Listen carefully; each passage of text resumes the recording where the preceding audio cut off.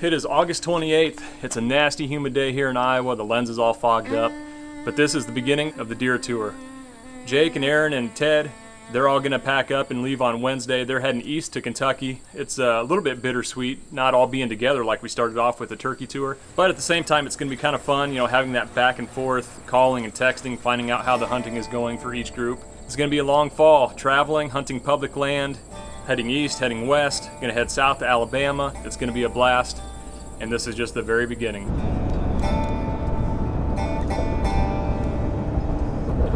After a quick pit stop in my hometown, we're heading through the eastern part of Nebraska right now, and we're gonna make a stop at our friend Bryce Lambley's house and do a quick podcast with him this morning. Bryce is, he's got a lot of perspective when it comes to bow hunting. He's been at it for about 35 plus years. So we're excited to talk with Bryce, and then we're gonna get back on the road, meet up with Zach this afternoon, get camp set up, and then hopefully get out and do some scouting. Strange, the fanciest wooden boxes are worth less than the fanciest paper boxes, but that's because I think the wooden boxes survived, and the paper boxes people just tossed them. And not all the wooden boxes survived either. You'll find tons of these wooden boxes they converted to drawers.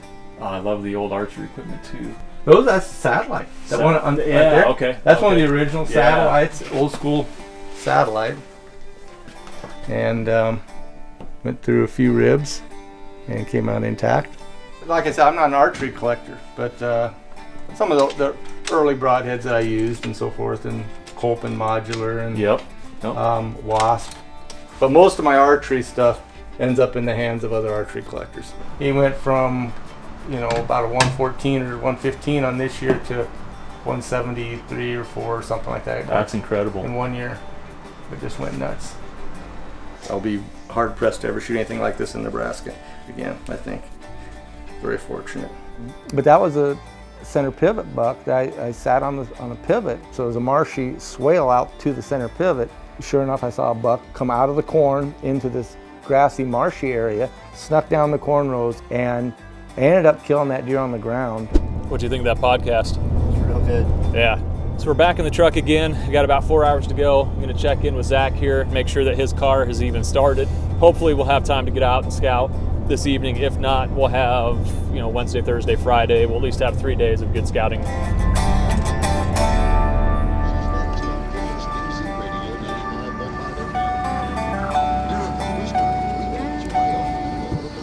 Welcome to Camp X. What's up?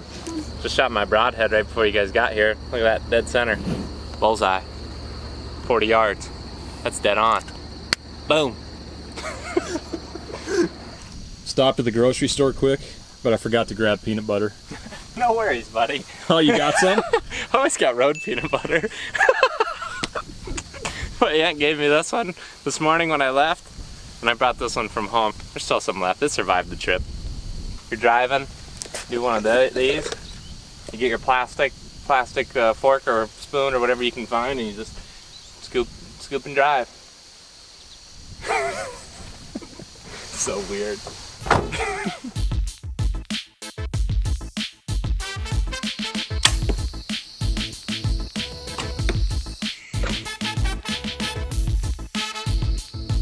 Camp is set up.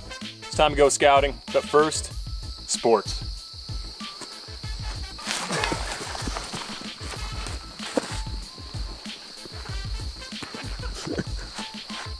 I'll stick to the hunting. We need to work on that. Time to get down to business. Hopping in the vehicle, flying down the road, we're gonna look for some bucks. You're just gonna pretty much stay on this road. It's just gonna go down this way and take a left.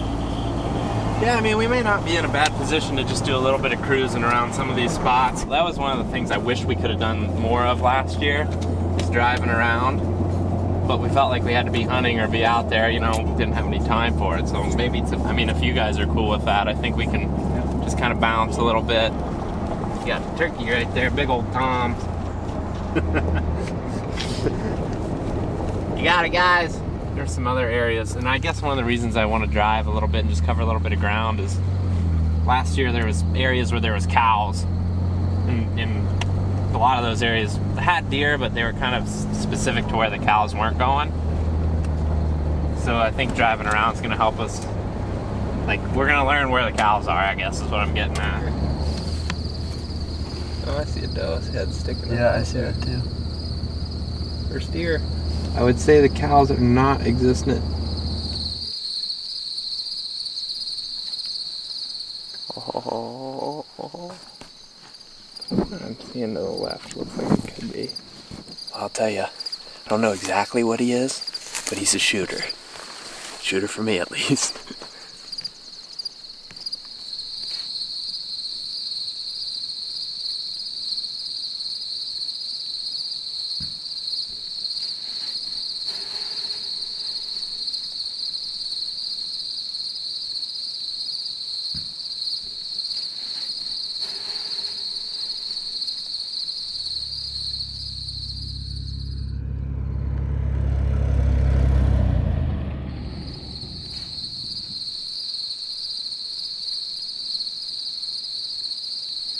Have an emergency there? Get your headlamps flashing.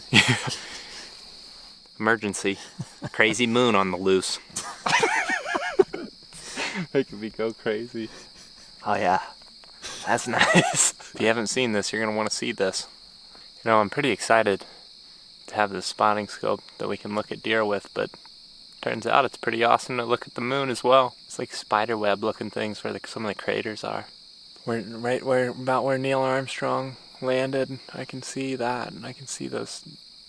You know, he's from my hometown, so I've got a connection. Wapakoneta, Ohio. Look it up. Check out the Wapakoneta Air and Space Museum. Well, that's a pretty cool wrap to the day.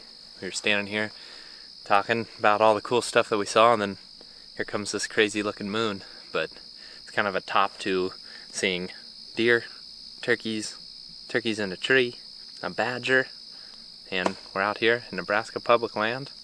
Couldn't be more excited, really. We got 3 more days of scouting, and we're just going to continue doing what we were doing today, just glassing different bedding areas and trying to figure out where the bucks are. And once we are starting to hunt, we're hopefully going to go to places that we know we've seen deer in the past couple days. So if we keep seeing cool stuff like this, like, who knows what's going to happen out here. Should be a good time. That's a wrap for day 1. Thanks for watching. More crazy stuff to come in Nebraska in the next few days.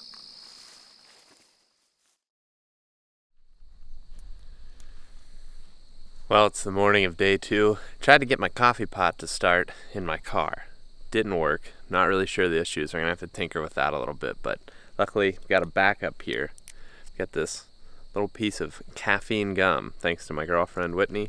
This little baby here, it's worth half a cup of coffee. And we're going to go out and look for some bucks. We're going to go to some spots, do a little bit of glassing from a distance, and hopefully we can learn some stuff.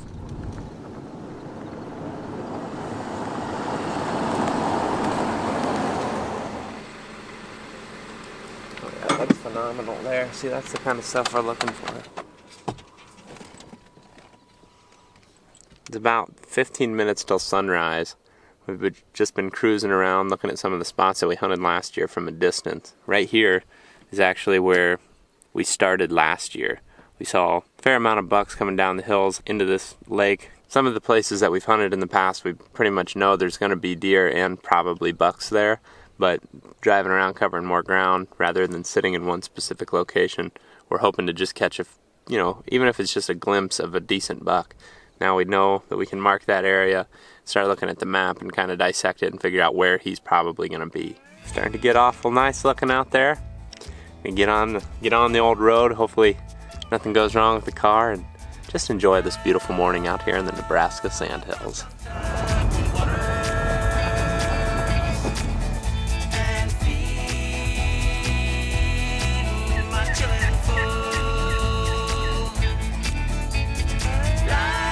I'm thinking about that bead just right on that part of the head right there. I'm thinking about it. I'm not doing it, but I'm thinking about it.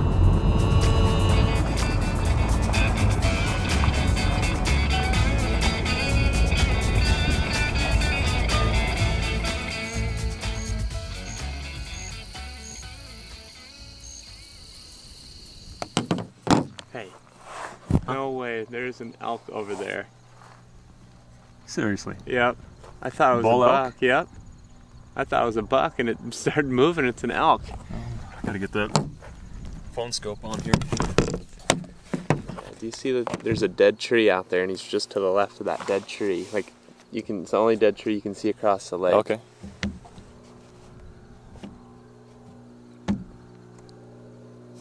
Get steady here. Oh yeah, he is a nice bull. Yeah. It's funny how we saw all those bucks in here last night, and then this morning it's like, yeah, there's one here and there. Yeah. The elk is disappeared. Who knows what you can't see about a buck. I think the nice thing is in the mornings, generally speaking, or not, I don't even say generally speaking, I would just say pretty much period. Like, those deer move and mill around in that bedding area a lot more. I mean, you'd watch them for at least an hour, kind of browsing around. That's what I experienced when I hunted South Dakota years ago. When we started hunting close to the bedding area. Like, the first year we hunted there, we kind of figured some things out, figured where they were bedding. Second year I went in, set the stand up at midnight, went back early in the morning and got in and saw half a dozen real nice bucks come back. And they, you know, once they worked back in there, they kind of browsed, making rubs, sparring a little bit, and then just kind of slowly worked their way off to bed. And I ended up shooting one of them that evening, but they didn't come out until right at the end of legal. Like, if I wasn't close to where they were bedded, if I'd have been hunting on the food source just over the hill, would have never seen them. See, I think that's the thing is so unique about here. You're able to see so much. So once you've observed where there's some bucks, what I like about it is you can just be super mobile. Well, we saw easily the best movement in the morning, and I think one of the main reasons is, like, what's the temperature right now? It's not even 60. Yeah, I was in the 40s. 40s, so like it's 8:30, it's still cool. In the evening, it's at, you know, the last hour, it's still 70 degrees. Yeah, man, I just love being out here. I love the visibility. There's so much wildlife. If you appreciate the little things like birds and the hawks and waterfowl, pelicans, turkeys, bull elk, you know, just the little things. Little things like the bull elk.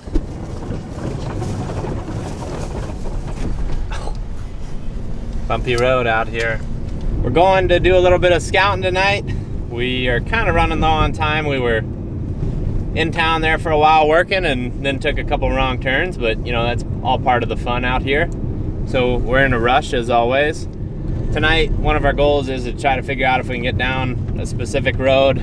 If we can, it's going to be really good for us for access. If we can't, we're going to have to kind of go to the drawing board and figure out how we're going to get back into some of these spots. But we're excited about it. If we can get to the place that we want to go to, we're going to be in an area where Jake Brody and I saw a lot of bucks last year. So it's been one of the places that we've been most excited about, and it's always good to just go back and check some of these spots just to make sure nothing's changed. That's what happens when you're running late. You end up running everywhere. Sand turtle. Greg says that's a box turtle. I say it's a sand turtle. Sandbox turtle.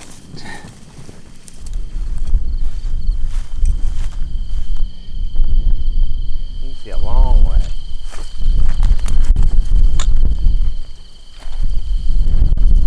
Whether or not we find any deer might be a different story.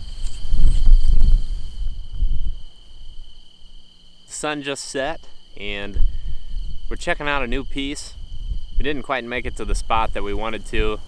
Time got away from us a little bit there, which pretty much par for the course out here on these trips. So far, I did spot some deer out there. I honestly couldn't tell you what they were. They were pretty far out, but not quite what we were hoping for out here. Thought we would see a lot more deer down this bottom, but so Logan is back over where we saw the bucks last night, hopefully getting a little bit better pattern on those deer, and we came over here to try to figure this spot out. I would hate to write it off if I was living in this area and had a lot of time to hunt. I do think that there's deer down there, but it's one of these deals where if you don't see a bunch of deer or a buck that you want to shoot, it's probably not worth spending a whole bunch of time on it, just because we are on a limited time schedule here with, you know, only a certain amount of days on this trip. The way the deer work through this type of terrain, at least what we found in the past, is they're bedding down along these wet areas, whether that's a lake, a marsh, cattails. Anywhere where there's a wet area is a good starting point, and then from there we're just looking at where there's multiple habitat breaks. It's just like what we're looking for when we're in Iowa or when we're turkey hunting. We're looking for habitat diversity. And generally that's where we're finding the deer, and that's how we're picking these new spots to check out. As you can tell, it's really windy. That's just kind of the nature of this area. Wind can go from dead calm to like honestly 50, 60 miles an hour in like a heartbeat. It's really windy up here. Ooh. So we apologize for the wind noise always, but you know, you go into a new spot like this and it's always pretty exciting. And one of the fun things for us about hunting this area and really just traveling and hunting in general is you can set your goal for whatever the area that you're in. Pick a goal that's realistic for your area and you go out there and you have fun, and that's exactly what we're doing. That's why I love coming here and hunting this open terrain in general. It's a tough challenge for sure, and like I said, we're just happy to be out here chasing whitetails again and happy to start the season here in Nebraska. Beautiful out here.